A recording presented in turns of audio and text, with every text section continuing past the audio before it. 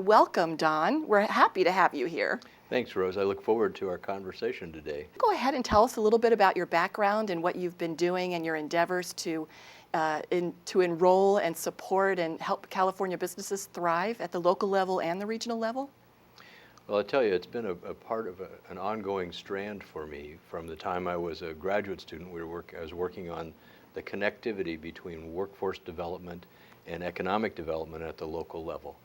And when I came to California, I've worked in public sector all of my career, but as a council member and mayor and school board member, and now I'm a county supervisor, it's pretty clear that the health of the business community is a prime driver for how our fiscal affairs and communities work. And of course, business owners and people who work in local businesses, small businesses, and large-scale companies provide employment opportunities for our people.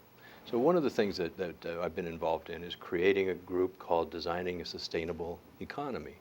And we did this at the beginning of the recession about 7 years ago, with the idea of preparing for when the economy improved and being positioned for business activity that fits within our region's niche to really launch. You know, this region is connected to the globe through the ports, through our intellectual capacity.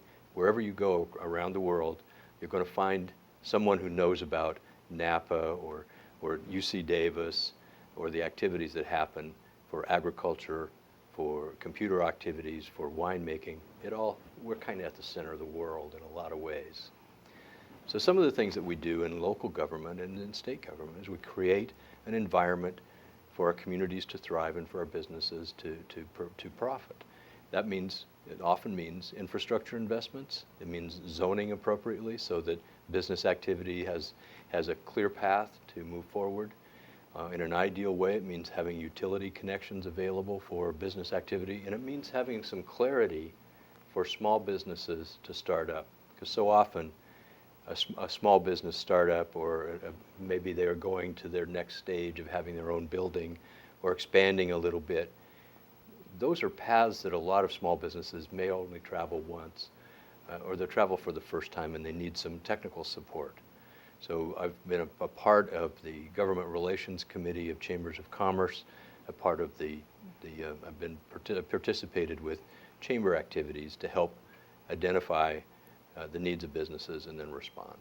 What are some of the biggest challenges that you've seen from your experience and observations that businesses have here in our regional and statewide areas? We can talk a lot about the macro sense of what's the cost of doing business in California, how do you get qualified workers who you can rely upon and who you can train and retain, how do you get startup capital, those kinds of macro issues.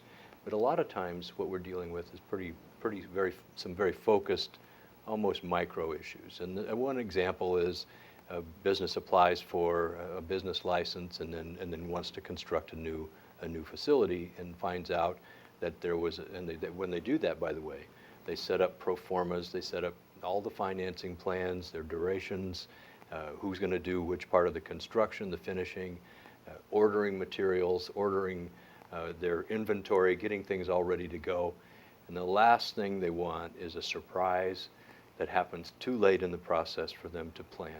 Thank you so much for joining us today. Viewers, thank you so much for joining us this evening, and we look forward to seeing you next week.